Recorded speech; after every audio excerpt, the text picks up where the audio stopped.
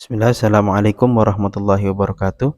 Alhamdulillahirabbil alamin. Assalatu wassalamu ala asyrafil anbiya'i wal mursalin wa ala alihi wa sahbihi ajma'in, amma ba'du.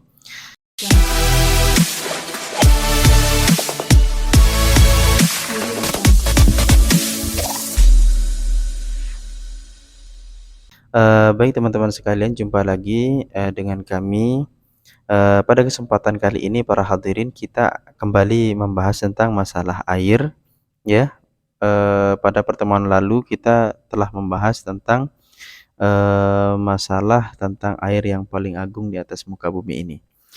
Kemudian pada kesempatan kali ini kita akan membahas tentang masalah pembagian dari air. Masih merujuk pada kitab Al-Bajuri, ya, juz 1 halaman 175.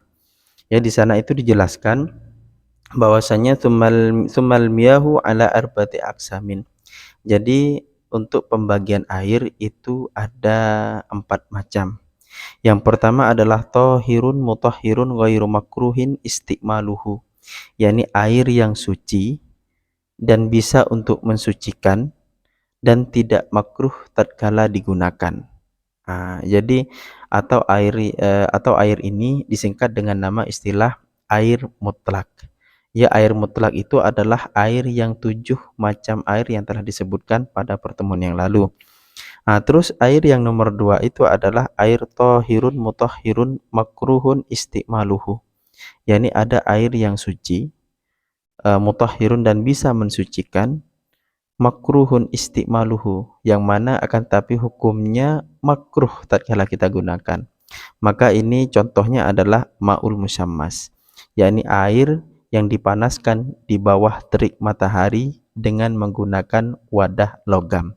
Akan tapi ada ketentuan para hadirin teman-teman sekalian, bahwasanya kemakruhan ini hanya apabila airnya itu masih panas, dipergunakan untuk badan, maka itu makruh.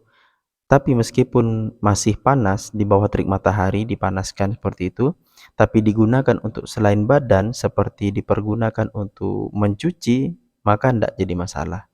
Karena makruhnya apabila ini dipergunakan untuk badan seperti berwudu, mandi dan lain sebagainya. Karena dijelaskan oleh sebagian para ulama ini akan mengandung penyakit, dalam artian ada efek sampingnya. Dan juga ini bisa dianggap makruh apabila masih dalam keadaan panas.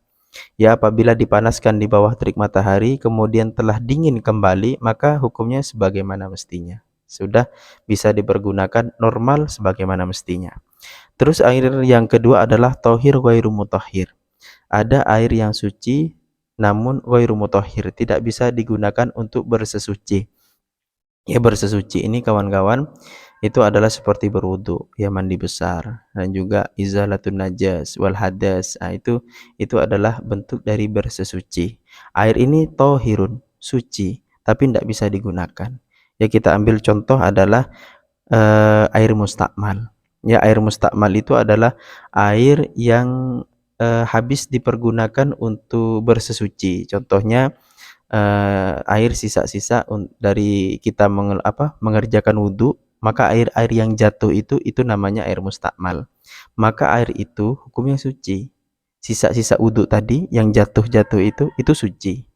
Tapi tidak bisa dipergunakan untuk bersesuci, untuk berwudu oleh orang yang kedua atau untuk mandi, tidak bisa. Terus air thahir ghairu mutahhir ini jenis yang kedua adalah ma'ul mutawayyir, yakni air yang berubah bima khalatahu minat thahirati, dengan sesuatu yang tercampur dengan sesuatu yang suci. Jadi jenis air thahir ghairu mutahhir yang kedua adalah airnya suci tapi tercampur dengan sesuatu yang suci, tapi dapat membuat air itu berubah sifat-sifatnya, salah satu dari sifatnya. Contohnya air hujan, ya, air mutlak yang salah satu dari 7 macam air itu, yakni air mutlak, air hujan ma'us sama'i, ini kita campur dengan yang namanya gula. Gula ini suci, akan tapi dia sudah merubah salah satu sifat air. Sifat air ini ada 3. Yang pertama bau, rasa, dan warna. Seperti itu. Dengan dicampur gula, maka air itu yang awalnya adalah tawar menjadi manis. maka dengan air itu menjadi manis, maka tidak bisa dipergunakan kembali untuk bersesuci. Nah, terus air yang nomor 4, bagian air yang nomor 4 itu para hadirin, teman-teman sekalian, adalah ma'un najisun. Ma'un najisun, yakni air najis, atau bisa disebut dengan air mutanajis sebenarnya, air yang bersentuhan dengan najis. Nah, ini juga terbagi dua. Bisa masuk golongan ma'ul mutanajis apabila air itu sedikit, ya, wa huwa dunal kullataini. Kurang dari 2 kula lalu kemasukan najis. Seperti contoh ada air 1 ember, ya kan, kurang dari 2 kula, kemasukan kotoran cicak, maka 1 ember itu menjadi air mutanajis. Ataupun dijelaskan kembali, au kana kullataini, atau ada air 2 kula, ya, air 2 kula tapi fataghayyara, maka berubah dengan adanya binajisin, dengan najis. Ya, contoh, kita ambil contoh, ada air banyaknya seperti kolam renang lah, kolam renang ukuran yang besar biasa itu di hotel-hotel. Nah, kemudian air yang ada di kolam renang dengan sebanyak itu pasti sudah lebih dari 2 kula, lalu kemasukan kotoran, ya, kotoran, entah itu kotoran manusia atau kotoran binatang, anggaplah kotoran binatang, ya, kotoran binatang yang lumayan agak banyak.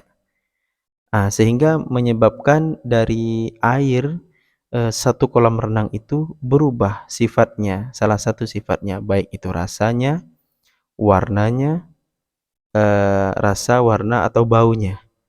Maka walaupun seperti itu, walaupun airnya banyak seperti kolam renang, maka itu menjadi mutanajis. Demikianlah para hadirin, 4 macam air, yang bukan 4 macam, tapi 4 bagian air yang telah disebutkan dalam fikih Imam Syafi'i. Ya, mudah-mudahan bisa sebagai tambahan ilmu untuk kita. Jika memang ada mungkin sesuatu yang kurang dipahami, bisa ditanyakan pada kolom komentar, dan anggaplah ini sebagai pengingat jika teman-teman telah mengetahuinya, ilmu ini pada sebelumnya, anggap saja sebagai pengingat. Ya, akhirul kalam, assalamualaikum warahmatullahi wabarakatuh.